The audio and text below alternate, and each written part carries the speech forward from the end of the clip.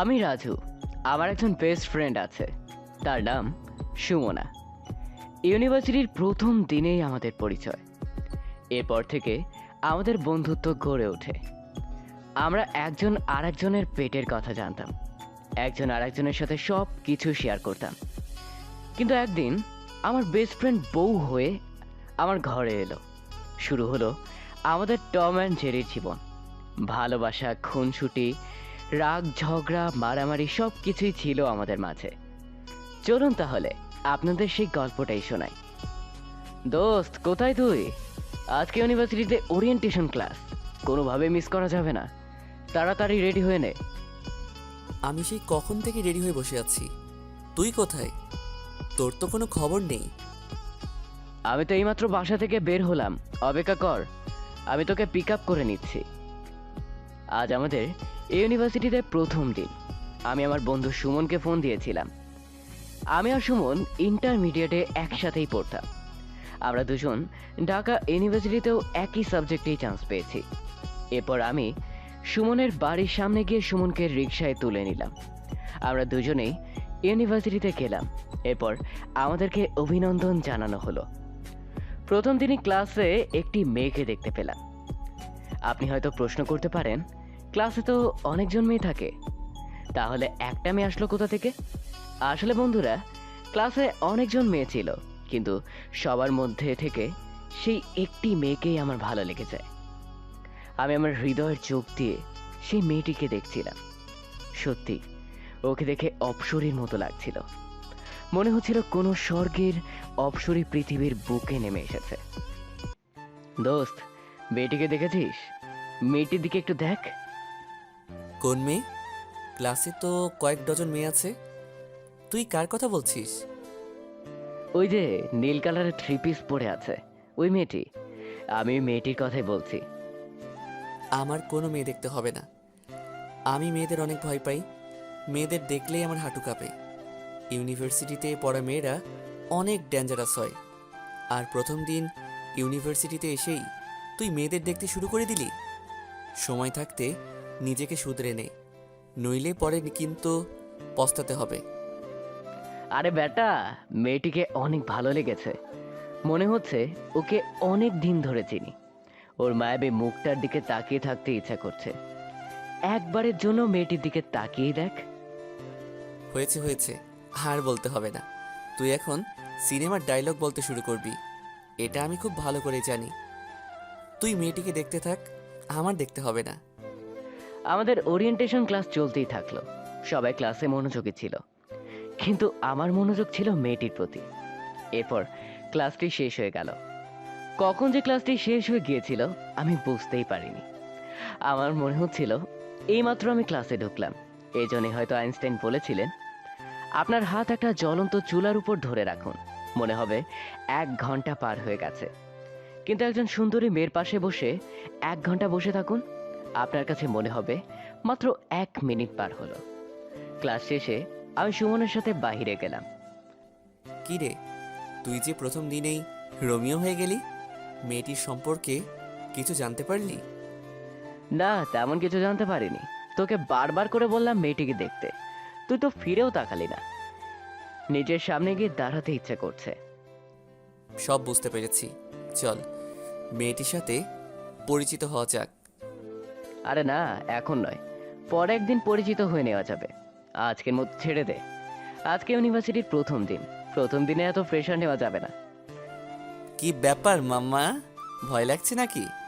তুই তো কোনো মেয়েকেই ভয় পাস না, সবার সাথেই খোলাখুলিভাবে কথা বলতিস, হঠাৎ করে এত পরিবর্তন? আমি টোটালি অবাক হয়ে গেলাম। তেমন কিছুই নয়, চল এবার ক্লাসে যাই। পরবর্তী ক্লাস এখন শুরু হবে। তুই ক্লাসের প্রতি এত মনোযোগী হলি কবে থেকে? বুঝতে পেরেছি কেন ক্লাসের প্রতি তোর এত মনোযোগ। আচ্ছা ঠিক আছে, চল যাই।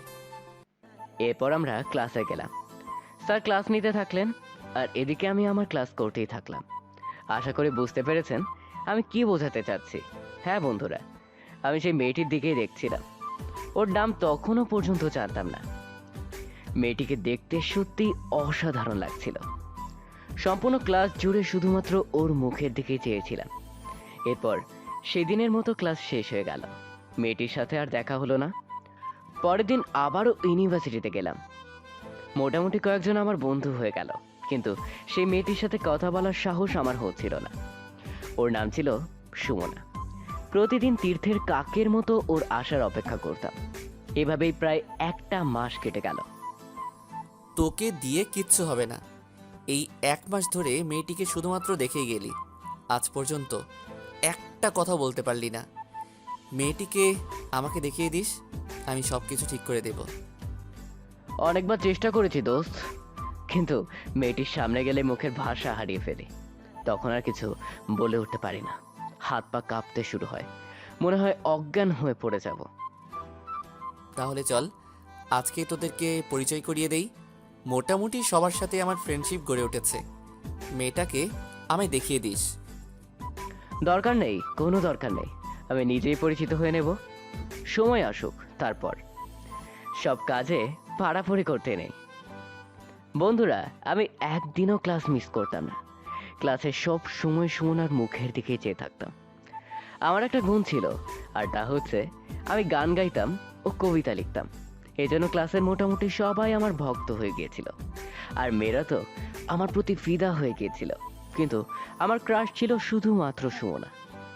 তো একদিন আমরা সবাই মিলে আড্ডা দিচ্ছিলাম, সুমনাও সেখানে ছিল। তখন আমি পিরান খানের এই গানটা গেয়েছিলাম।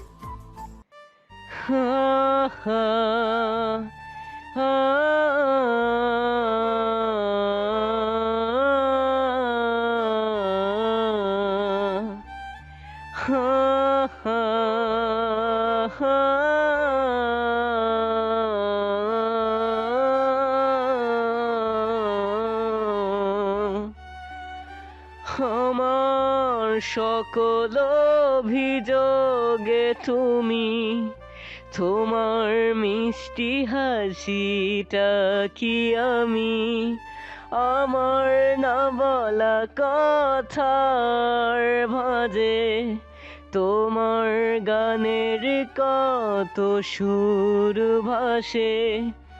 তোমায় নিয়ে আমার লেখা গানে অযথা কত স্বপ্ন বোনায় আছে। আমার হাতের আঙুলের ভাঁজে তোমাকে নিয়ে কত কাব্য রটে।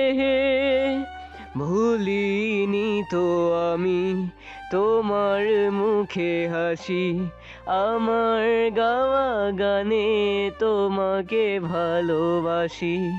আসো আবারও কাছে, হাতটা ধরে পাশে, তোমায় নিয়ে যাব আমার পৃথিবীতে। হে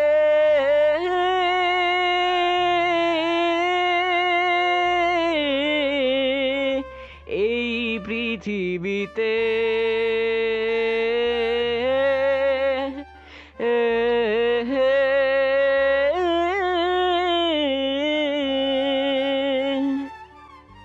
সেদিনের পর থেকেই সুমনা আমার সাথে পরিচিত হয়। আমাদের মধ্যে বন্ধুত্ব গড়ে ওঠে, খুব ভালোই বন্ধুত্ব গড়ে ওঠে। তবে আমি ওকে কখনোই প্রপোজ করার সাহস পাইনি। কিন্তু একদিন, কি রে দোস্ত, কি করছিস? তেমন কিছু নয়, অ্যাসাইনমেন্ট রেডি করছিলাম। তোর অ্যাসাইনমেন্ট করা শেষ হয়েছে? হ্যাঁ, আমারটা কমপ্লিট হয়ে গেছে। তোকে একটা কথা বলার ছিল। আমি অধীর আগ্রহে ওর মুখের দিকে চেয়ে থাকলাম। আমি ভেবেছিলাম হয়তো ও আমাকে প্রপোজ করবে। আমার ভিতরে অনেক উত্তেজনা কাজ করছিল, বুকটা কাঁপছিল। এরপর কাঁপা কাঁপা গলায় আমি ওকে বললাম, একটা নয়, যতগুলো ইচ্ছা ততগুলো কথাই বল। আমি একটা ছেলেকে ভালোবেসে ফেলেছি। তুই তাকে চিনিস, সে তোর বন্ধু। সুমনার মুখে এই কথা শুনে আমার মাথায় আকাশ ভেঙে পড়ল। মুহূর্তের মধ্যেই চোখে অন্ধকার দেখতে শুরু করলাম। বুকটা চিনচিন করে উঠল, নিঃশ্বাস বন্ধ হয়ে আসছিল। তবু কোনো রকমে নিজেকে সামলে নিলাম। এরপর ওকে জিজ্ঞেস করলাম, কে সে ছেলে, তার নাম কি? সে আর অন্য কেউ নয়, তোর বন্ধু সুমন। সুমন? তুই সুমনকে ভালোবাসিস? সুমন এ ব্যাপারে কিছু জানে? ওকে কিছু বলেছিস? ও আমাকে ভালোবাসে কিনা তা আমি জানি না, এখন পর্যন্ত ওকে কিছুই বলিনি, তবে আমি ওকে অনেক ভালোবেসে ফেলেছি। বাহ, ভালোই হলো তাহলে। সুমন আমার বন্ধু আর তুই আমার বেস্ট ফ্রেন্ড। আমার জন্য তোকে একটা কাজ করে দিতে হবে। কি কাজটা করে দিবি তো? তুই ছাড়া অন্য কেউ এই কাজটা করতে পারবে না। প্লিজ দোস্ত, না করিস না। কি কাজ করতে হবে সেটা তো আগে বল। তুই সুমনকে গিয়ে আমার ব্যাপারে অবশ্যই বলবি। আমি ওর জন্য এই জায়গায় অপেক্ষা করছি। এই চিঠিটা তুই অবশ্যই সুমনকে দিবি। আচ্ছা ঠিক আছে, আমি অবশ্যই এই চিঠিটা সুমনকে দেব। এরপর আমি সুমনার চোখের আড়াল হলাম। আমার চোখ দিয়ে নিজের অজান্তেই দুফোঁটা অশ্রু ঝরে পড়ল। খুব কান্না পাচ্ছিল, মনে হচ্ছিল পৃথিবীর সব কষ্ট আমার বুকে এসে জমেছে। নিঃশ্বাস নিতে পারছিলাম না, দম বন্ধ হয়ে আসছিল। কিন্তু আমার কাছে নিজের ভালোবাসার চেয়ে বন্ধুত্বের সম্পর্ক অনেক বেশি দামি। এরপর আমি সুমনের কাছে গেলাম। সুমন জানতো না আমি যে মেয়েটিকে পছন্দ করতাম সেই মেয়েটি হলো সুমনা। দোস্ত, একটা গুড নিউজ আছে। কি গুড নিউজ? আমার জন্য তো শুধুমাত্র ব্যাড নিউজ আসে। আজ এই প্রথম কোনো গুড নিউজের কথা বললি। তা কি গুড নিউজ বল। সুমনা তোকে পছন্দ করে, ও তোকে ভালোবাসে। তোর জন্য এই চিঠিটা দিয়েছে আর তোকে দেখা করতে বলেছে। বলিস কি? সুমন আমাকে পছন্দ করে, আমাকে ভালোবাসে? আমি তো নিজের কানকে বিশ্বাস করতে পারছি না। তুই মজা করছিস না তো? আরে না, মজা করছি না, আমি সত্যি কথাই বলছি। কিন্তু আমি এখনো পর্যন্ত তোর কথা বিশ্বাস করতে পারছি না। মনে হচ্ছে কোনো স্বপ্নের মধ্যে আছি। বিশ্বাস তো করতেই হবে, তোর জন্য সুমনা এই চিঠিটা দিয়েছে। কি লেখা আছে চিঠিতে? তা তো আমি বলতে পারবো না, তোর চিঠি তুই খুলে দেখ কি লেখা আছে। আচ্ছা ঠিক আছে, দেখছি। এরপর সুমন চিঠি খুলে পড়তে লাগলো। সুমন চিঠি পড়ছে আর হাসছে, ওকে অনেক খুশি দেখাচ্ছিল। দোস্ত, কি লেখা আছে চিঠিতে? দোস্ত, সুমন আমাকে ভালোবাসে। ও নিজের নাম্বার লিখে দিয়েছে চিঠিতে, আর আমাকে অনেক ভালোবাসে এই কথাটা লিখেছে। আমি তো নিজের চোখকে বিশ্বাস করতেই পারছি না। কংগ্রাচুলেশনস দোস্ত, অনেক অনেক শুভকামনা। এক্ষুনি যা, তোর জন্য সুমন অপেক্ষা করছে। আচ্ছা ঠিক আছে, আমি এক্ষুনি যাচ্ছি। এরপর সুমন চলে গেল, কিন্তু আমার বুকটায় হাহাকার নেমে এলো। নিজেকে আজ বড়ই নিঃস্ব মনে হচ্ছিল। এক বুক হতাশা আমার হৃদয়ে জায়গা করে নিয়েছিল। এখন আমার বুক জুড়ে শুধুই শূন্যতা আর শূন্যতা। এরপর থেকে আমি আর কখনোই ওদের দুজনকে গল্প বা কল দেইনি, তাদেরকে এড়িয়ে যেতাম। কারণ সুমনার মুখটা চোখের সামনে ভেসে উঠলেই বুক জুড়ে হাহাকার নেমে আসতো। এভাবেই প্রায় এক সপ্তাহ পার হয়ে গেল। আজকাল ওদের দুজনকে ক্লাসে খুব একটা দেখা যায় না, তাই আমি আর কোনো খোঁজ খবর নেইনি। তবে একদিন সুমন আমাকে কল দিল। কি রে, কোথায় তুই? তোর যে কোনো খোঁজ খবর নেই। আজকাল দেখছি পড়াশোনায় অনেক মনোযোগ দিয়েছিস, তোকে খুঁজে পাওয়াই যায় না। কোথায় থাকছিস আজকাল? এই তো ইউনিভার্সিটি আর পড়ালেখা নিয়ে ব্যস্ত আছি, তাই খুব একটা ফ্রি থাকি না। তা তোর পছন্দের মেয়ের কি খবর? আজ পর্যন্ত কিছু বলতে পারলি নাকি শুধু দেখেই চলেছিস? না রে, আজ পর্যন্ত কিছু বলতে পারিনি। তা তোদের কি অবস্থা? আমি যে সুমনাকেই পছন্দ করতাম আর ওকে ভালোবাসতাম, সে বিষয়টা আমি এড়িয়ে গেলাম। খুব ভালো, আমরা অনেক ভালো আছি, অনেক হাসি খুশিতে দিন কাটাচ্ছি। ও, অনেক অনেক শুভকামনা দোস্ত।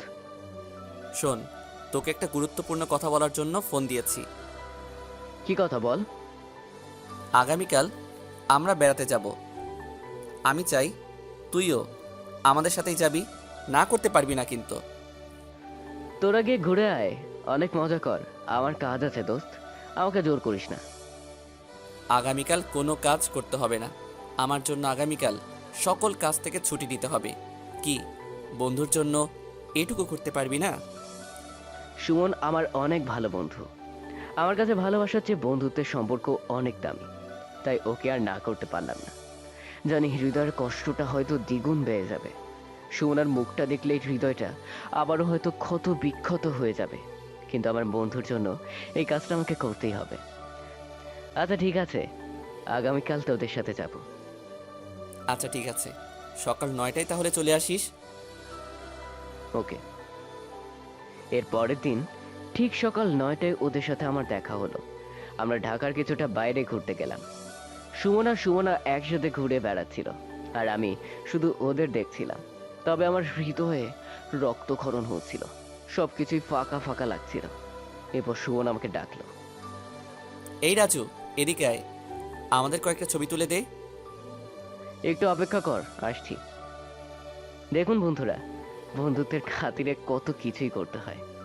আমি যাকে ভালোবাসি সে আজ আমার বন্ধুর মনের মানুষ। আজকে ওদের ছবি তুলে দিতে হচ্ছে, এর যে হৃদয় বিদারক আর কি হতে পারে। এরপর আমি ওদের ছবি তুলে দিলাম। এভাবেই সারা দিন ধরে ওদের সাথে সময় কাটালাম। আমার বুকটা খুব কান্না করছিল, কিন্তু নিজের বুকের অশ্রু কাউকে তো দেখানো যায় না। অবশেষে সেদিনটা কেটে গেল। আমরা বাড়িতে ফিরে এলাম। সুমনা আমাকে আগের মতো আর ফোন দিত না, তাই আমিও আর ওকে ফোন দিতাম না। তবে রাতের বেলা সুমনা আমাকে ফোন দিল। কি করছিস এখন? অনেক ক্লান্ত রাখছে রে, তাই শুয়ে আছি। তুই কি করছিস? আমাদের ছবিগুলো দেখছিলাম। সুমন এখন সুমনাকে নিয়ে স্বপ্ন দেখতে ব্যস্ত। ওদের সম্পর্ক অনেক দূর এগিয়েছে। আমি শুধু সবকিছু ওদের থেকে আড়াল করে যাচ্ছিলাম। তা ফোন দিয়েছিস কেন?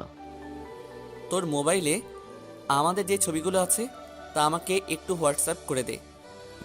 ও আচ্ছা, এখনই করে দিচ্ছি। সুমন আমাকে ফোন দিয়েছিল ওদের ছবিগুলো নেওয়ার জন্য, কিন্তু আগেও আমাকে এমনিতেই ফোন দিত, কিন্তু এখন আর সময় হয় না, তাই আমি ওদের এড়িয়ে চলতাম। এভাবেই দিন কেটেই যাচ্ছিল। বাসা থেকে ইউনিভার্সিটিতে যেতাম, আবার সরাসরি বাসায় চলে আসতাম। আমার জীবনটা এখন রোবটের মতো হয়ে গিয়েছিল। এখন আমি গিটারে সুর তুলতাম না, আর গান গাইতাম না, কারণ আমার সুর, আমার গান, আমার কবিতা সব কিছুই হারিয়ে গেছে। আমি নিজেকে হারিয়ে ফেলেছি চিরদিনের জন্য। এরপর একদিন হঠাৎ করে সুমনার সাথে দেখা হলো। এই রাজু, শোন, তোর সাথে কিছু কথা আছে। কি কথা বল? আজকাল সুমন আমাকে এড়িয়ে চলছে। তুই কি জানিস ও অন্য কোনো মেয়েকে ভালোবাসে কিনা, অন্য কারোর সাথে প্রেম করছে কিনা? আরে না, তুই ছাড়া সুমনের জীবনে আর কেউ নেই। সুমন এমন করতে পারে না। তাহলে ও আমার সাথে এমন করছে কেন? মনে হচ্ছে আমাকে এড়িয়ে চলছে। আচ্ছা, আমি বিষয়টা দেখছি। এরপর আমি সুমনের কাছে গেলাম, ওর সাথে কথা বললাম। কিরে, তুই নাকি আজকাল সুমনাকে এড়িয়ে চলছিস? কি হয়েছে, কোনো সমস্যা? না রে, কোনো সমস্যা নেই, কিন্তু ও সারাদিন আমাকে সব কিছুর জন্য জোর করে, তাই আমি ওকে এড়িয়ে চলছি। ও এই কথা। নিজেদের মধ্যে সবকিছু মিটিয়ে নিলেই তো পারিস, অতটা ঝামেলা করার কি দরকার? সবকিছু মিটিয়ে নে। আগামীকাল সুমনার বার্থডে, সে কথা খেয়াল আছে? ও মাই গড, আমি তো ভুলেই গিয়েছিলাম। ধন্যবাদ দোস্ত, মনে করিয়ে দেওয়ার জন্য। এর পরের দিন আমি ক্যাম্পাসে গিয়ে সুমনাকে উইশ করলাম। সুমনাকে গোলাপ ফুল দিয়ে উইশ করেছিল, তাই আমার উইশ করাটা খুব একটা গুরুত্ব পেল না। সেদিন ওরা দুজনে ঘুরতে গিয়েছিল, সাথে আমাকেও নিয়ে গিয়েছিল। আমি যেতে চাইছিলাম না, কিন্তু ওরা আমাকে জোর করে টেনে নিয়ে গিয়েছিল। বিশেষ করে সুমনার কথাতে আমি না করতে পারিনি। তোকে আজ আমাদের সাথে যেতেই হবে, কোনো নাই শুনবো না। যতই অজুহাত দিস না কেন, কোনো কিছুতেই কাজ হবে না। আচ্ছা ঠিক আছে, আমি অবশ্যই যাব। কিন্তু বন্ধুরা, আমার ওদের সাথে যেতে ইচ্ছে করছিল না, কারণ আমি ওদের যতই কাছাকাছি থাকতাম আমার মনটা ততই খারাপ হয়ে যেত। নিজেকে অসহায় মনে হতো, খুবই খারাপ লাগতো। যাই হোক, সেদিন ওদের সাথে ঘুরতে গেলাম প্রতিবারের মতোই। এবারও আমি ওদের জন্য ক্যামেরাম্যান হয়ে ছবি তুললাম। নিজেকে অনেক ছোট মনে হচ্ছিল। যাই হোক, এভাবেই সারাটা দিন কেটে গেল। পরের দিন ছিল আমার বার্থডে, আর এই দিনই জীবনের সবচেয়ে বড় সারপ্রাইজ আমি পেয়ে গিয়েছিলাম। রাত প্রায় 11:56 সুমন আমাকে ফোন করলো। কিরে, ঘুমিয়ে গেছিস নাকি? না রে, এখনো ঘুমাইনি। তা এত রাতে তুই কি করছিস? এই তো ফেসবুকিং করছিলাম। তুই কি করছিলি? আমি অ্যাসাইনমেন্ট রেডি করে মাত্র ফেসবুকে ঢুকলাম। আর তখনই তুই ফোন দিলি। এভাবেই 2-4টা কথা বলতে বলতে রাত 12টা বেজে গেল। আর সুমনা আমাকে উইশ করলো। দোস্ত হ্যাপি বার্থডে। আমি কল্পনাও করতে পারিনি তুই এভাবে আমাকে সারপ্রাইজ দিবি। সারপ্রাইজ দিলাম কই, এটা তো সবেমাত্র শুরু। আগামীকাল ক্যাম্পাসে আয়, তোর জন্য আরো অনেক বড় সারপ্রাইজ অপেক্ষা করছে। তুই কি মনে করেছিস আমি তোর বার্থডে ভুলে গেছি? না মানে, জীবনে প্রথম কেউ এভাবে আমাকে সারপ্রাইজ দিল। অনেক অনেক ধন্যবাদ দোস্ত। ধন্যবাদ দিতে হবে না, কালকে ঠিক সময় চলে আসিস কিন্তু। তোর জন্য আরো অনেক বড় সারপ্রাইজ অপেক্ষা করছে। কি সারপ্রাইজ? আরে আসলেই দেখতে পারবি, সারপ্রাইজ কেউ বলে নাকি। আচ্ছা ঠিক আছে। এর পরের দিন আমি ইউনিভার্সিটি ক্যাম্পাসে গেলাম। দেখলাম সুমনা একসাথে দাঁড়িয়ে আছে। এরপর সুমন আমার কাছে আসলো। কি রে, কি ভেবেছিলি আমি কিছুই জানি না? আরে বেটা, আমি সব জানি। তুই লুকিয়ে লুকিয়ে ক্লাসে সুমনাকে দেখতি, সুমনাও তোকেই পছন্দ করত। সেদিন সুমনা যে চিঠিটা আমাকে দিয়েছিল, সেই চিঠিতে এগুলোই লেখা ছিল। এই দেখ সেই চিঠি। আমি নিজের কানকে বিশ্বাস করতে পারছিলাম না। মুহূর্তের মধ্যে সবকিছু একদম উল্টে গেল। আমি চিঠিটা নিয়ে পড়তে শুরু করলাম। চিঠিটা কি লেখা ছিল তা শুনুন বন্ধুরা। সুমন আমাকে চিঠিটা পড়ে শোনালো। আমি এখন চিঠিটা পড়ছি, তুই মন দিয়ে শোন। সুমন, আমি রাজুকে অনেক ভালোবাসি। ও আমাকে ফলো করে, তা আমি খেয়াল করেছি। ক্লাসের মধ্যে আমার দিকে চেয়ে থাকে। এখানে আমার নাম্বারটা দিলাম, তুই আমার সাথে একটু প্রেমের অভিনয় কর। তাহলে রাজু অবশ্যই একদিন ওর মনের কথা আমায় খুলে বলবে। আমাদের একসাথে দেখে রাজু আর চুপ করে থাকতে পারবে না। তার মানে তোরা এতদিন ধরে প্রেমের অভিনয় করেছিস? তার মানে আমি যা কিছু দেখেছি সবকিছু মিথ্যা? হ্যাঁ রে গাধা, সব কিছু তোকে দেখানোর জন্য আমরা দুজনে মিলে প্ল্যান করেছি। তুই এতদিন যা দেখেছিস সব তোকে দেখানোর জন্যই আমরা করেছি। আমি কল্পনাই করতে পারছি না বন্ধুরা, ওরা দুজন আমার সামনে প্রেমের অভিনয় করেছে। আমি তো সম্পূর্ণরূপে সারপ্রাইজড হয়ে গেলাম। এরপর সুমন আমার কাছে আসলে আর এই প্রথম ওকে আমি খুব কাছে থেকে 2 চোখ ভরে দেখলাম। সেদিন বন্ধুদের অনুরোধে সুমনাকে নিয়ে তাহসানের একটা গান গেয়েছিলাম। আমার কল্পনা জুড়ে যে গল্পেরা ছিল আড়ালে সব লুকোনো, সে গল্পেরা সব রঙিন হলো পলকে তোমাকে হঠাৎ পেয়ে যেন। প্রেম তুমি আসবে এভাবে, আবার হারিয়ে যাবে ভাবিনি। আজও আছে সেই পথ, শুধু নেই তুমি। বলো কোথায় আছো অভিমানী, অভিমানী। এরপর থেকে শুরু হলো আমাদের প্রেম কাহিনী। আমার বেস্ট ফ্রেন্ড এখন আমার প্রেমিকা। তবে বেস্ট ফ্রেন্ড যদি প্রেমিকা হয় তাহলে জীবন একদম শেষ হয়ে যায়, অত্যাচারের শেষ থাকে না। এখন আপনারা হয়তো ভাবছেন কিভাবে, তো চলুন আপনাদের সব কিছু শোনাই। তুই অন্য কোনো মেয়ের দিকে হাঁ করে তাকিয়ে থাকিস কেন? কোথায় তাকালাম? আমি তো কোনো মেয়ের দিকেই তাকাই না। একটু আগেই তো আমি দেখলাম একটা মেয়ের সাথে কথা বলছিলি। কে ওই মেয়েটা? আমি তো মেয়েটাকে চিনিই না। আমাকে জিজ্ঞাসা করলো ইংরেজি ডিপার্টমেন্টটা কোথায়, তাই আমি দেখিয়ে দিলাম। এত লোক থাকতে তোকে জিজ্ঞাসা করলো কেন? সেটা মেয়েটাকে গিয়েই জিজ্ঞাসা কর, আমি কি করে বলবো। ধরলাম মেয়েটা তোকে জিজ্ঞাসা করেছে, কিন্তু মেয়েটার সাথে এমন হেসে হেসে কথা বলা লাগবে কেন?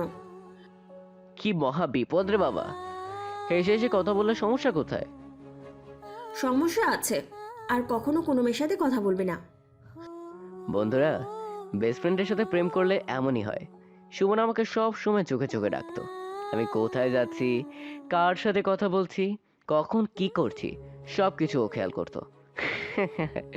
পাগলি একটা। তবে ও আমার অনেক কেয়ার করতো। আমাদের বয়স প্রায় সমান ছিল।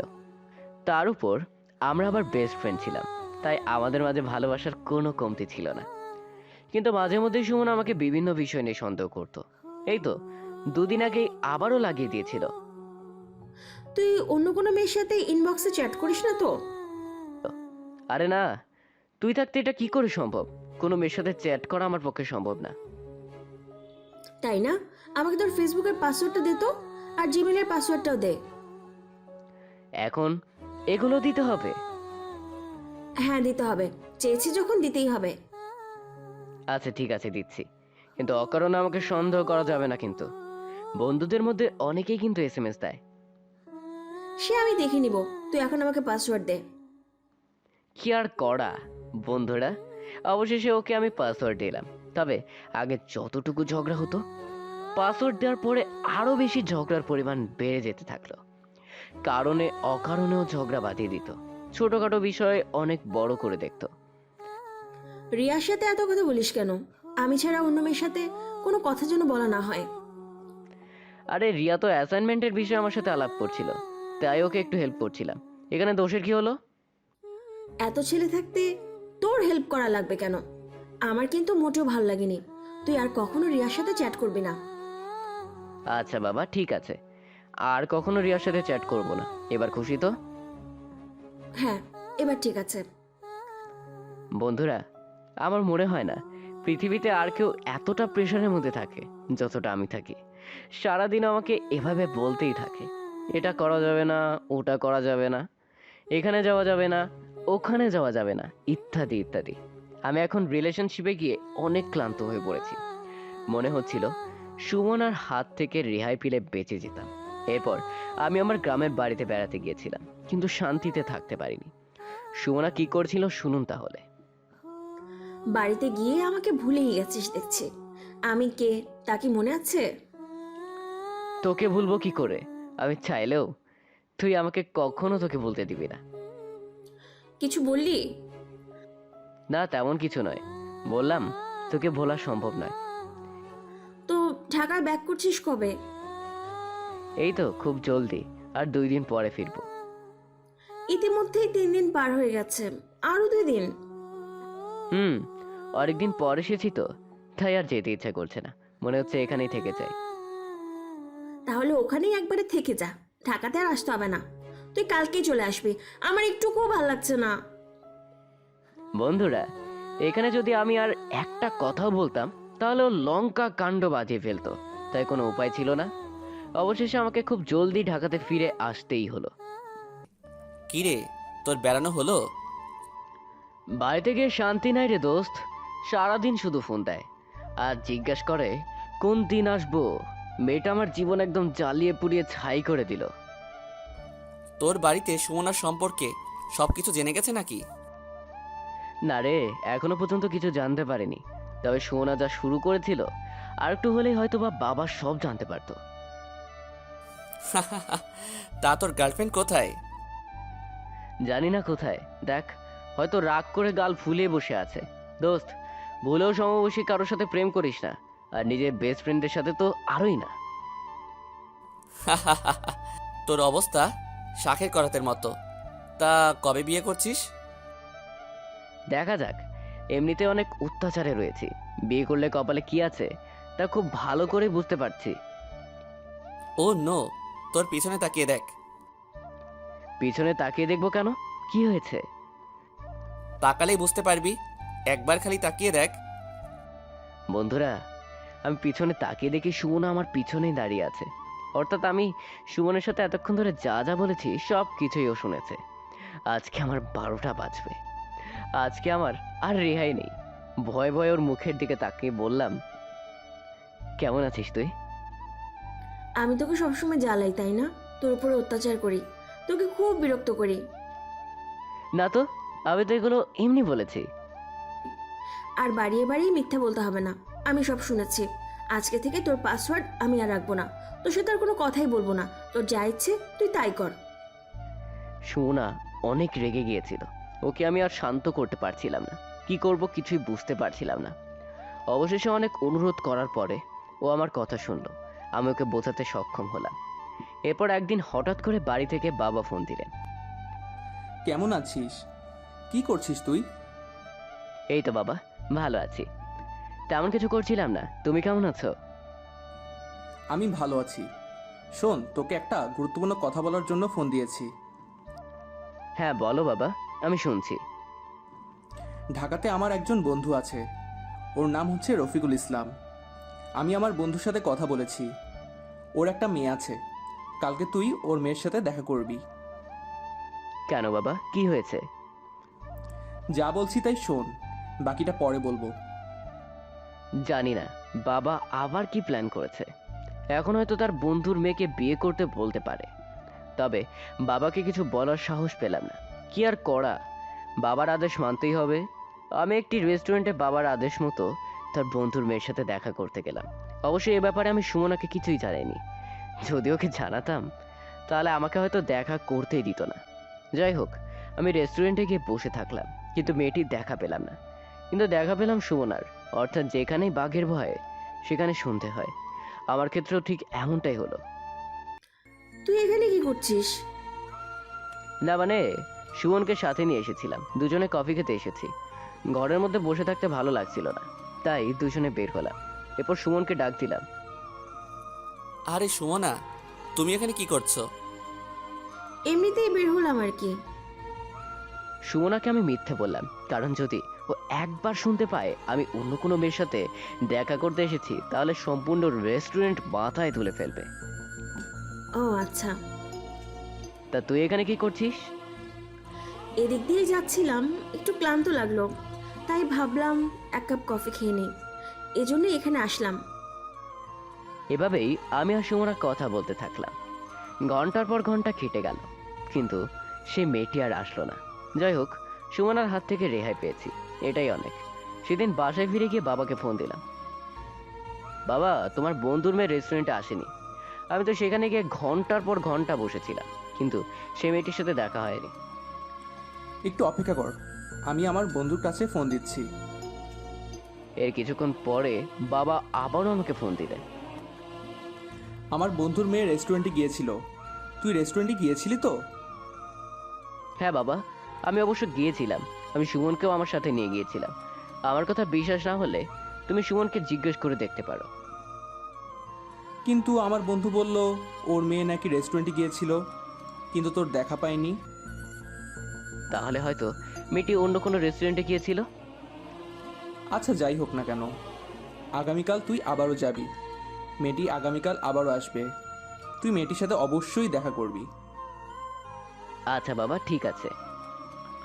সারাদিন অনেক প্রেশার সহ্য করতে হয় আমাকে, একদিকে সুমনা আর একদিকে বাবা। যাই হোক, আজ আবারও মেয়েটির সাথে দেখা করতে গেলাম, কিন্তু আজকেও মেয়েটি দেখা পেলাম না, দেখা পেলাম সুমনার। তুই আজকেও এখানে কি করছিস?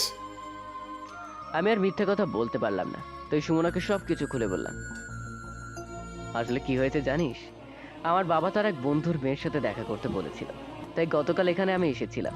তবে গতকাল মেয়েটি দেখা করতে আসেনি, তাই আজকে আবারও দেখা করতে এসেছি। আমি ছাড়া অন্য কোনো মেয়েকে বিয়ে করার প্ল্যান করছিস, তাই না? আরে না, তা নয়। আসলে আমি বাবার কথা রাখতেই দেখা করতে এসেছি, তা না হলে আসতাম না। তা তুই আজকেও এখানে কি করছিস? আসলে আমিও আমার বাবার দেখা ছেলের সাথে দেখা করতে এসেছি, কিন্তু ছেলেটি আজকে দেখা করতে আসেনি। ভালোই হয়েছে, বাবাকে গিয়ে সরাসরি বল দেবো তোমার বন্ধুর ছেলে রেস্টুরেন্টে আসেনি। তুই তো আমার মতোই দেখা করতে এসেছিস, মধ্যে থেকে আমাকে উল্টো পাল্টা কথা শুনিয়ে দিলি। তা এখন কোথায় যাবে? সরাসরি বাবার কাছে যাব, গিয়ে সব কিছু বলবো। তা আমার ব্যাপারে তোর বাবার কাছে কবে বলবি, নাকি তোর বাবার দেখা মেয়েকেই বিয়ে করবি? আমাকে আর কিছুটা সময় দে, এই সমস্যাটা মিটে গেলেই বাবাকে সবকিছু খুলে বলবো।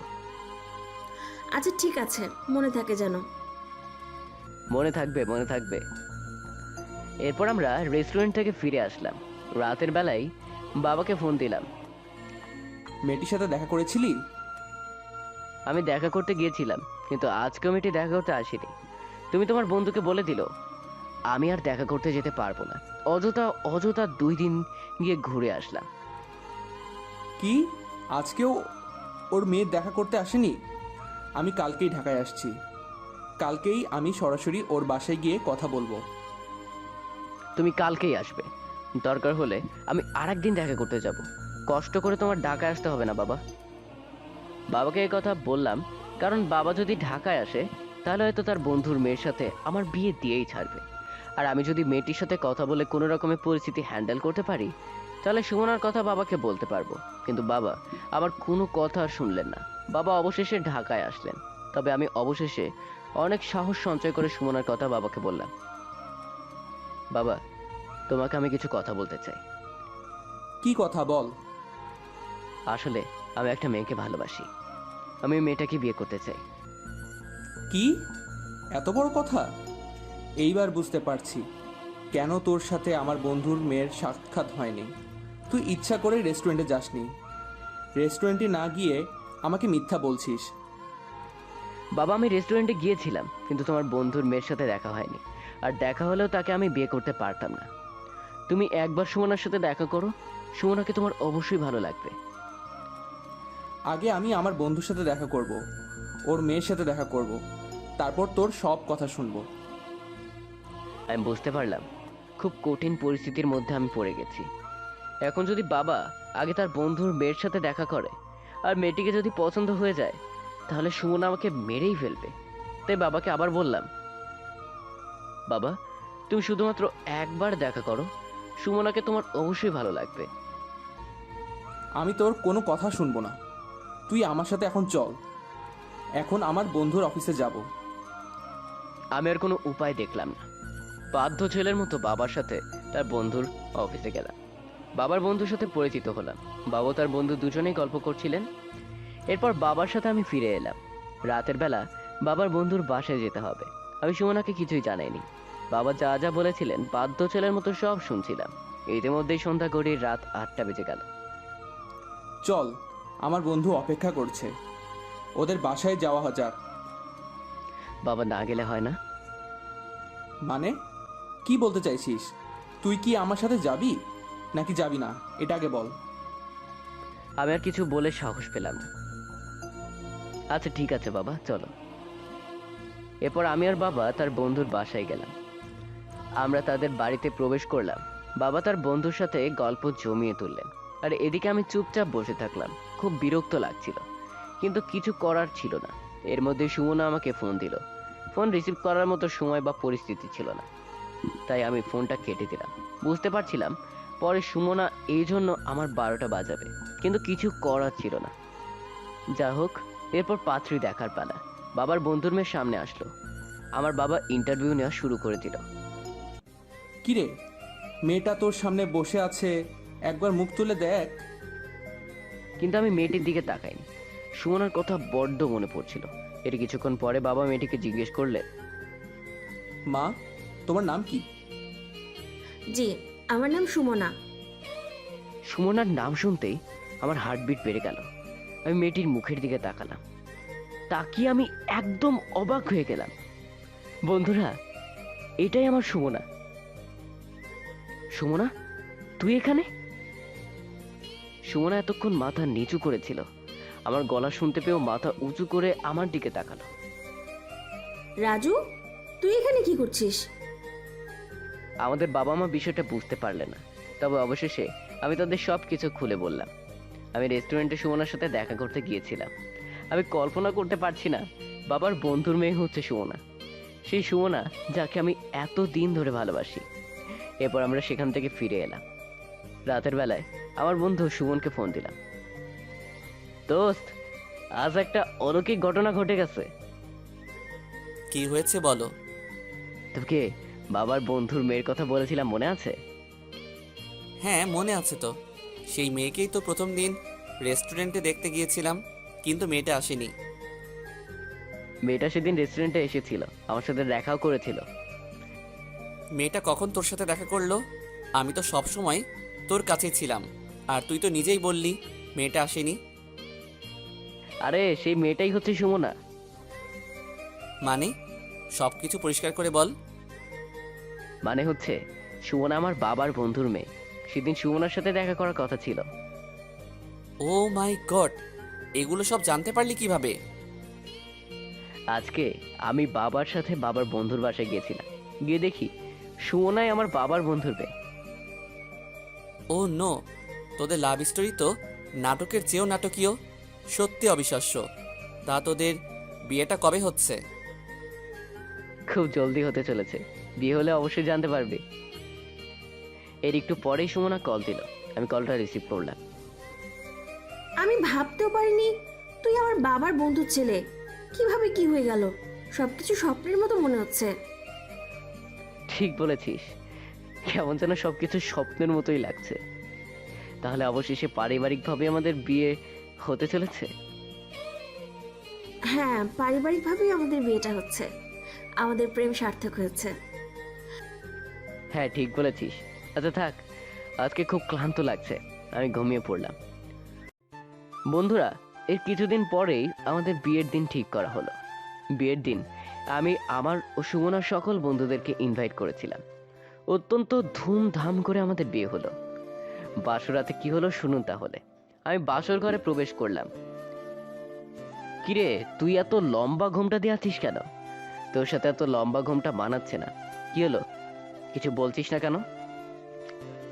আমার লজ্জা লাগছে। ও মাই গড, জীবনের প্রথম তোর মুখ থেকে লজ্জার কথাটা শুনলাম। দুদিন আগেও তো আমাকে যা ইচ্ছা তাই বললি, আর এখন আমাকে মুখ দেখাতে লজ্জা লাগছে। আর ও তো বুঝবি না, জীবনের প্রথম বিয়ে করলাম, এটাই প্রথম বাসর রাত। প্রত্যেকটা মেয়ের কাছে বাসর রাত অনেক লজ্জার বিষয়। জীবনে প্রথম বিয়ে করলাম মানে? আমি কি এর আগে বিয়ে করেছি নাকি? এটা তো আমার প্রথম বিয়ে, আর এটাই আমার প্রথম বাসর। হয়েছে হয়েছে, আর কিছু বলতে হবে না। তাহলে ঘোমটাটা একটু তোল, তোর চাঁদ মুখটা একটু দেখি। গাধা কোথাকার, বাসর রাতে বইয়ের ঘোমটা তার বর তুলে দেয়। ও তাই বুঝি? আচ্ছা ঠিক আছে, আমি এক্ষুনি তোর ঘোমটা তুলে দিচ্ছি। একটু অপেক্ষা কর, ওখানেই দাঁড়িয়ে থাক। কেন, কি হয়েছে? এখানে দাঁড়িয়ে থাকতে হবে কেন? যা বলছি তাই কর, এত বেশি কথা বলিস কেন? আচ্ছা বাবা, এনে দাঁড়িয়ে থাকলাম। এরপর দেখলাম সুমনা খাট থেকে উঠে আমার কাছে আসলো, আমার সামনে এসে দাঁড়ালো, আমার পায়ে সালাম করলো। আমি তো একদম চমকে গিয়েছিলাম, আমি বিশ্বাস করতে পারছিলাম না সুমনা এগুলো করছে। আমি তোকে দেখে অবাক হয়ে গিয়েছি, তুই আমার পায়ে ধরে সালাম করলি। সারা জীবন ধরে আমাকে উত্তম মধ্যম ঝেড়েছিস, আর আজ এইগুলো দেখে আমি সত্যি অবাক হয়ে গেছি। আমি কি ঠিক দেখছি? নিজের চোখে বিশ্বাস হচ্ছে না। হ্যাঁ ঠিক দেখছিস, প্রত্যেকটা মেয়ে এভাবেই স্বামীর পায়ে সালাম করে দোয়া নিয়ে তাদের দাম্পত্য জীবন শুরু করে। ও আচ্ছা, ঠিক আছে, যা, দোয়া করে দিলাম। অনেকগুলো দোয়া করে দিয়েছি। কি দোয়া করলি বল আমাকে। আমাদের জন্য একটা ফুটবল টিম তৈরি হয়, আর আমি যেন সেই টিমের কোচ হতে পারি। আমাকে মেরে ফেলার বুদ্ধি করছিস তাই না? আরে না, এমনি বললাম। তা বাসুরাত বলে কথা, অনেক কিছু করতে ইচ্ছে করছে যে। কিছু করতে দেব না আজকে, কোনো কিছু করা যাবে না। কেন? এমনিতেই আমার ইচ্ছে তাই।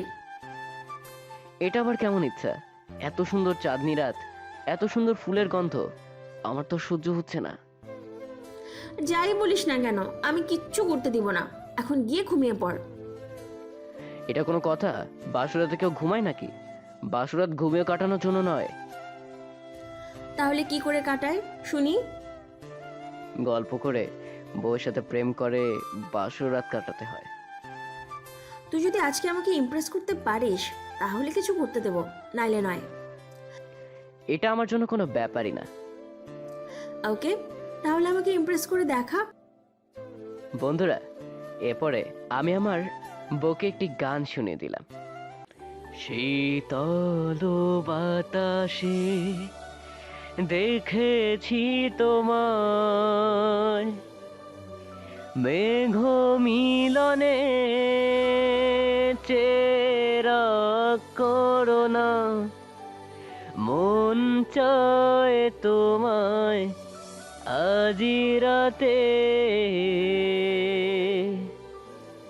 শীতল বাতাসে দেখেছি তোমায়, মেঘ মিলনে চেরা করোনা, মন চায় তোমায় আজি রাতে। বৃষ্টি তো থেমেছে অনেক আগে, ভিজেছি আমি একা। আসতো যদি বিভীষিকা, খুঁজেও পেতে না আমায়। মেঘ মিলনে চেরা করোনা, মন চায় তোমায় আজি রাতে। রাতে রাতে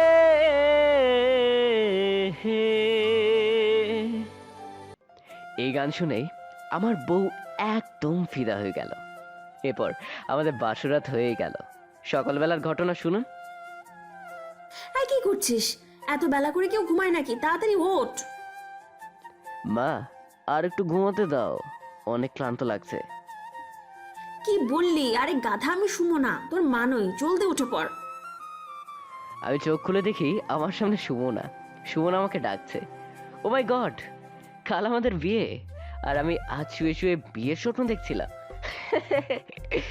যাই হোক, আমার স্বপ্নের মতো করেই আমাদের বিয়েটা সম্পন্ন হলো। বিয়ের পর আমাদের দিনকাল খুব ভালোই কাটতে লাগলো। তবে সুমনা আমাকে তুই করে বলতো, আমি ওকে তুই করে বলতাম। বেস্ট ফ্রেন্ডকে বিয়ে করলে এমনই হয়। এই কিছুদিন পরেই আমি অসুস্থ হয়ে পড়লাম। আজকাল মাথাটা বড্ড বেশি ব্যথা করতো, তাই ডাক্তারের কাছে গিয়েছিলাম। ডাক্তার যা বললেন তা শোনার জন্য আমি মোটেও প্রস্তুত ছিলাম না। আমার ব্রেন টিউমার হয়েছে, নিজের কানকে বিশ্বাস করতে পারছিলাম না। ডাক্তার সাহেব কি বললেন? কি হচ্ছে তোর?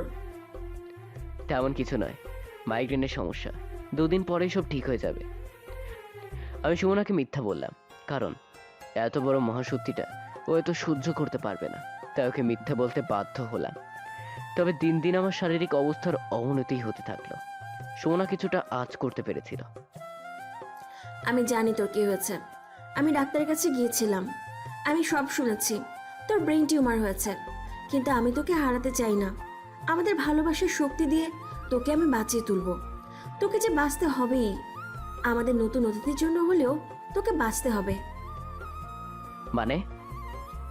মানে আমি কনসেপ্ট করেছি, আমার সন্তানের জন্য হলেও তোকে বাঁচতে হবে।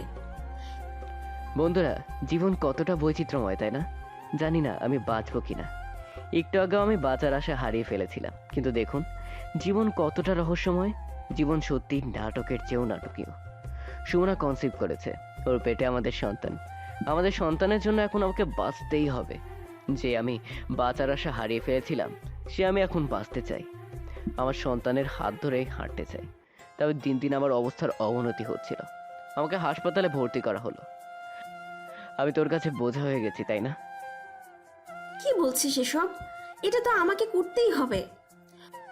বন্ধুরা, সুমনা আগে কখনো রান্না করেনি। বড়লোক বাবার একমাত্র আদরে মেয়ে সে। কিন্তু দেখুন আমার স্ত্রী হওয়ার পর থেকে কিভাবে সে আমার সেবা করে যাচ্ছে।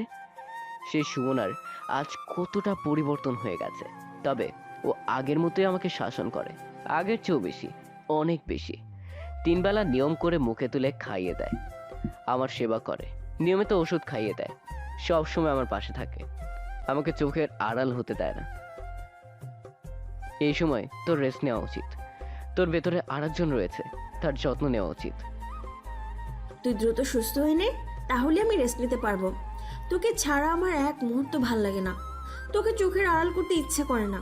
আজকাল তোকে নিয়ে বড্ড ভয় হয়। আমার কিচ্ছু হবে না। তোর ভালোবাসার কাছ থেকে মৃত্যু আমাকে কেড়ে নিতে পারবে না। তোর ভালোবাসার জন্যই তো আমি এত দিন বেঁচে আছি। তুই নিজের একটু খেয়াল রাখ, অন্তত আমাদের সন্তানের জন্য হলেও তোর উচিত নিজের খেয়াল রাখা। আমি ঠিক আছি, আমাদের সন্তানও ঠিক আছে। আমাদের নিয়ে তোর কোনো চিন্তা করতে হবে না। আচ্ছা, আমি যদি মারা যাই তাহলে তুই একা আমাদের সন্তানকে লালন পালন করতে পারবি তো? কি বলছিস এসব? এগুলো বলতে নেই। তোর কিচ্ছু হবে না, তোর কিছু আমি হতেই দেব না। বন্ধুরা, ফাগলিটা আমাকে অনেক ভালোবাসে। এটাই হচ্ছে সত্যিকারের ভালোবাসা। এর 2 দিন পরে আমার অপারেশন। জানি না আমি আর বেঁচে ফিরবো কিনা, তবে আমার বাঁচতে ইচ্ছে করছে। এভাবেই 2টা দিন পার হয়ে গেল। আমার বাবা মা, সুমনা, আমাদের বন্ধু বান্ধব সবাই হাসপাতালে আসলো। আজ আমার অপারেশনের ঠিক 1 ঘন্টা আগে। জানি না আমি তোর মুখ আর দেখতে পারবো কিনা, জানি না আমি আর বেঁচে ফিরবো কিনা। যদি মারা যাই তবে একটা আফসোস রয়ে যাবে, নিজের সন্তানের মুখটা দেখে যেতে পারলাম না। আবার এসব কথা বলছিস তুই? তোর কিচ্ছুটি হবে না। এমন কথা বললে তোর সাথে আমি আর কথাই বলবো না। সত্যি আমার সাথে কথা বলবি না? প্লিজ এসব কথা বলিস না। তোর কিচ্ছু হবে না, তুই একদম সুস্থ হয়ে উঠবি। তোকে বাঁচতে হবেই। অপারেশনের সময় হয়ে আসলো।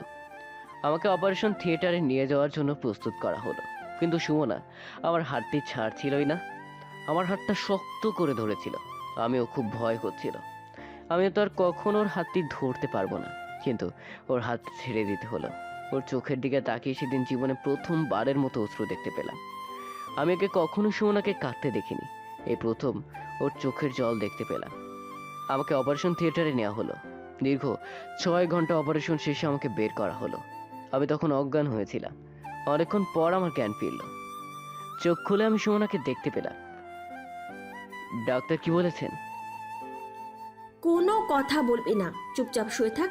ডাক্তার কোনো কথা বলতে নিষেধ করেছেন। একটাও কথা বলবি না। আমার মনে হাজারো প্রশ্ন ঘুরপাক খাচ্ছিল। জানি না অপারেশন সাকসেসফুল হয়েছে কিনা। আমি শুধু সুমনার মুখের দিকে চেয়ে দেখছিলাম।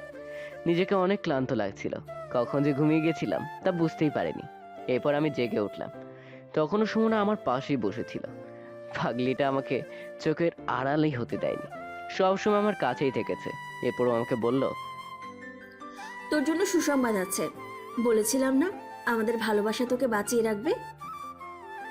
আমি পুরোপুরি সুস্থ হয়েছি? অপারেশন সাকসেসফুল হয়েছে?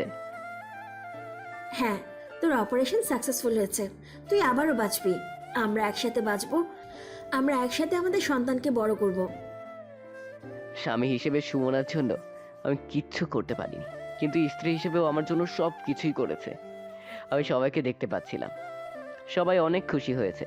এভাবে হাসপাতালে আরো কয়েকটা দিন থাকতে হলো। আস্তে আস্তে আমি পরিপূর্ণরূপে সুস্থ হয়ে উঠছিলাম। একসময় হাসপাতাল থেকে ছাড়া পেলাম, বাড়িতে গেলাম। তবে সুমনা সব সময় আমাকে চোখে চোখে রাখতো। কিন্তু দেখুন বন্ধুরা, এখন আমার উচিত সুমনার যত্ন করা, কিন্তু সে আমার যত্ন করছে। এভাবে মাসখানেক কেটে গেল। আমি একদম সুস্থ হয়ে উঠলাম আর সুখে দিন কাটাতে লাগলাম। কিন্তু জীবনটা বারবার আমাদের পরীক্ষায় ফেলে দেয়। এবার আমার পরীক্ষার পালা এসেছে।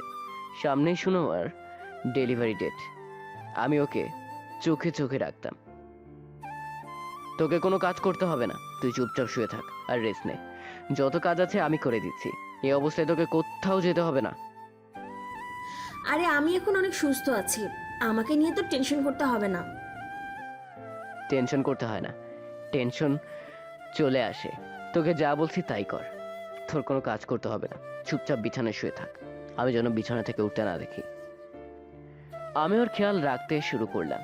ওকে আগলে রাখতাম, কারণ স্ত্রী হিসেবে সুমনা ওর দায়িত্ব পালন করেছে। কিন্তু স্বামী হিসেবে আমি ওর জন্য কিচ্ছুই করতে পারিনি। এবার ওর জন্য আমি কিছু করার সুযোগ এসেছে, তাই আমি নিজের সর্বস্ব দিয়ে ওর সেবা করতে থাকলাম। সুমনার বাবা মা ওকে নিজেদের কাছে নিয়ে যেতে চাইলেন, কিন্তু সুমনা আমাকে ছেড়ে যেতে চায়নি। একবার ভেবে দেখুন বন্ধুরা, ও আমাকে কতটা ভালোবাসে।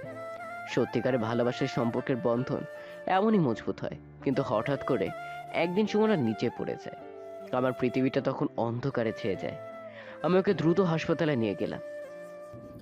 আমার খুব ব্লিডিং হচ্ছে, জানি না কি হবে। জানি না আমাদের সন্তান বাঁচবে কিনা, জানি না আমি বেঁচে ফিরবো কিনা। আমি যখন অসুস্থ ছিলাম তখন তুই আমাকে বাঁচিয়ে তুলেছিস। আজকে আমিও তোর কিচ্ছু হতে দেব না। তোর কিচ্ছু হবে না, আমাদের সন্তানেরও কিছু হবে না। এরপর সুমনাকে অপারেশন থিয়েটারে নেওয়া হয়। ওর অবস্থা খুব খারাপ হয়ে গিয়েছিল। ডাক্তার এসে বললেন 2 ব্যাগ রক্ত লাগবে। আমার বন্ধু সুমন রক্তের জোগাড় করে দিয়েছিল। সবাই অনেক টেনশন করছিলাম। অবশেষে সুমনের অপারেশন শেষ হলো, কিন্তু জীবনে অনেক বড় একটা ধাক্কা খেলাম। আমাদের সন্তান এই পৃথিবীতে আর নেই, সে মারা গেছে। আমি সুমনের পাশে গেলাম। ডাক্তার কি বললেন? তোর কিছু হয়নি, তুই একদম সুস্থ। বলেছিলাম না তোর কিছু হবে না। আর আমাদের সন্তানের কি হয়েছে? সুমনের এই কথার কোনো উত্তর আমি দিতে পারলাম না, কারণ নিজের অজান্তেই চোখ দিয়ে পানি ঝরতে লাগলো। আর সুমনা এতেই বুঝতে পারলো জীবনটা আসলেই অনেক কঠিন পরিস্থিতির মধ্য দিয়ে আমাদের পার হতে হয়।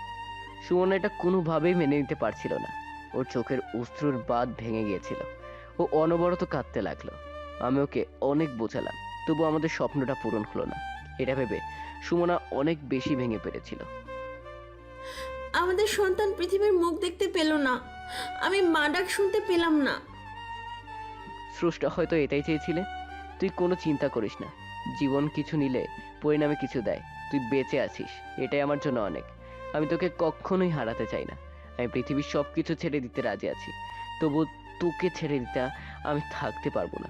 এর কিছুদিন পরে সুমনা সুস্থ হয়ে উঠলো। ও আগের মতোই সুস্থ হয়ে উঠলো। আমরা আবারও দুজন একসাথে জীবন কাটাতে থাকলাম। জানি এই ধাক্কাটা সহ্য করা সুমনার জন্য অনেক কঠিন, কিন্তু নিয়তির লিখন না যায় খণ্ডন। আমরা আবারও আগের মতো এক অন্যের পাশে থেকে জীবনের পথ চলতে লাগলাম। এর ঠিক 6 মাস পরে বাবা, জীবন তো অনেক ঝড় ঝঞ্ঝারের মধ্য দিয়ে অতিক্রম করলি। তোদের জীবন সংগ্রামে পরিপূর্ণ। তোরা আবারও চেষ্টা কর। আমি আমার নাতির মুখ দেখেই মরতে চাই। বাবা, সবেমাত্র সুমনা সবকিছু কাটিয়ে উঠলো। ওকে আর কটা দিন সময় দেওয়া উচিত। আমার মনে হলো তাই তোকে এই কথাটা বললাম। বাকিটা তোদের ইচ্ছা। বাবা কি বললেন? বাবার একটা নাতি চাই। ও এই কথা? হ্যাঁ, এটাই বললেন। তা তুই কি বললি? আমি বললাম একটা দিয়ে হবে না, একটা ফুটবল টিম বানাতে হবে। এর আগে শিক্ষা হয়নি বুঝি? আবারও ফুটবল টিম বানানোর ইচ্ছে হচ্ছে, তাই না? হ্যাঁ, এবার ফুটবল টিম বানিয়ে ছাড়বো। বন্ধুরা, এরপরে সুমনা আবারও কনসিভ করে, কিন্তু এবার স্রষ্টা আমাদের মুখের দিকে তাকিয়েছিলেন। এবার আমাদের টুইন বেবি হয়। আমাদের খুশির বাঁধ ভেঙে গিয়েছিল। আমি আর সুমনা দুজনেই অনেক খুশি হয়েছিলাম। এখন আমরা অনেক খুশি। বন্ধুরা, আমাদের জীবন রঙিন নয়, জীবনটা অনেক সংগ্রামে ভরপুর।